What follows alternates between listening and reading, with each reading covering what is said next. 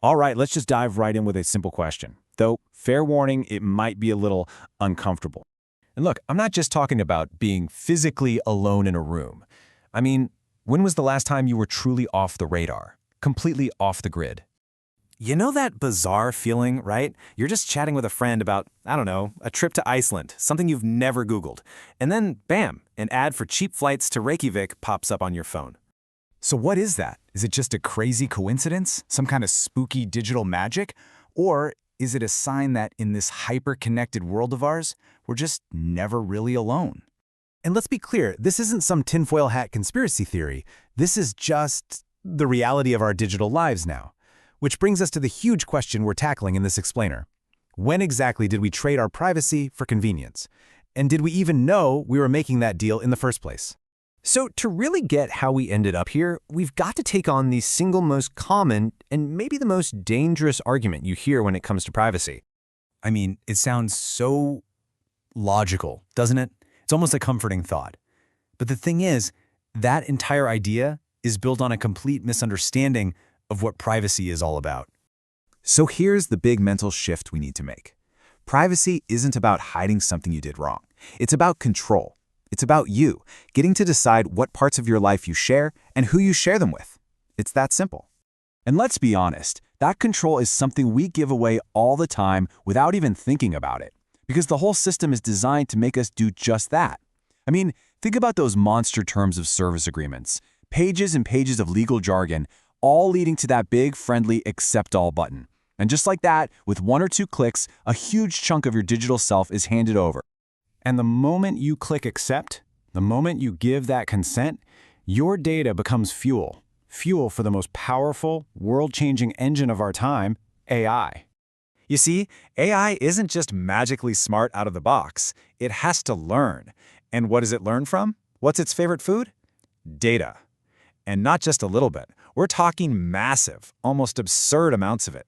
Which means, in a way, we've all become unpaid teachers for these gigantic AI systems. Every single thing you do online, every like you hit, every time you pause a video, even every single hesitation before you click something, or every word you type and then delete, all of it is a lesson you're teaching the algorithm.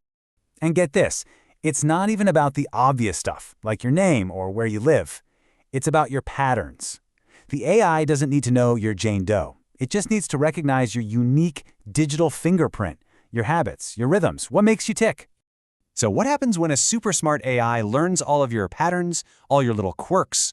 Well, it starts to build something. It actually builds a digital version of you. They call it your behavioral twin. It's a digital model of you that gets so freakishly accurate it can predict what you're going to want and how you're going to react to things. Seriously, think of it like a digital shadow that knows where you're going to step before you even lift your foot. And this twin, it doesn't just sit on a shelf. Oh no, it is actively being used. First, it's built from all your data. Then, it's used to predict what you'll do next. And finally, it's deployed to nudge you, to influence what you buy, what you watch, maybe even what you believe. And this is where the conversation gets way bigger than just some creepy personalized ads. When you have the power to influence the decisions of millions or even billions of people, on that kind of scale, you're not just selling shoes anymore. You're shaping narratives. You're shaping culture. Which brings us to a really tough new reality we have to face. If being tracked is now the default setting for life, has privacy stopped being a right and started becoming a privilege? I mean, just look at the 2 paths laid out for us. You've got the default path. It's simple, it's fast, it's super convenient, and it's also completely tracked. Then you've got the privacy path. And that one, that takes effort. You got to mess with settings, use special tools like VPNs, and sometimes you even have to pay for it. So the system basically puts us in this bind, right?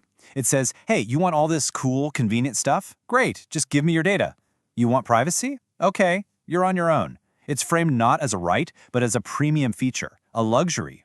And here's the part that's just so frustrating. You're probably thinking, wait a minute, how is this even legal?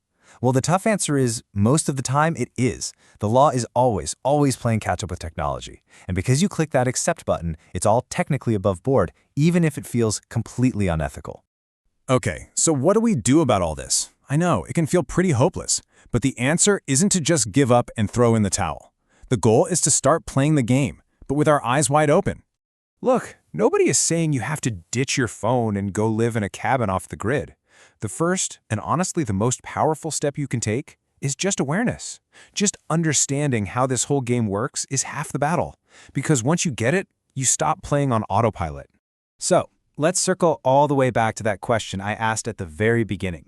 But now it feels a little heavier, doesn't it? After everything we've just talked about. What's your answer now? Because, technology itself isn't the bad guy here. The real problem is when all this stuff happens in the dark, without any real transparency, without giving us a real choice. The future is absolutely going to be more technological. There's no doubt about that. The only real question is, are we going to stumble into it on autopilot, or are we going to walk in wide awake? And ultimately, it all boils down to one final question. Who's really in control?